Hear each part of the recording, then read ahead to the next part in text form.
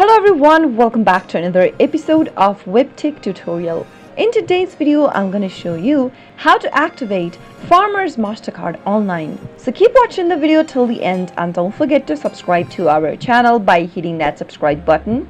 Press the notification bell so that you'll never miss another upcoming upload from us. In order to activate your Farmers MasterCard, first make sure to open up your preferred web browser on a computer or mobile devices. Now into the search box at the top, type in www.farmersmastercard.co.nz/activate and press enter. Soon after you do that, you'll end up in this page from where you can go ahead and learn about the activation method for your Farmers MasterCard. You can either activate it online or you can activate using the Farmer MasterCard application for your iPhone or your Android, and you can also activate your MasterCard via phone number. Choose any of the methods you'd like to from the options. In my case, since I'm gonna do it online, let me click on the activate online option at the front.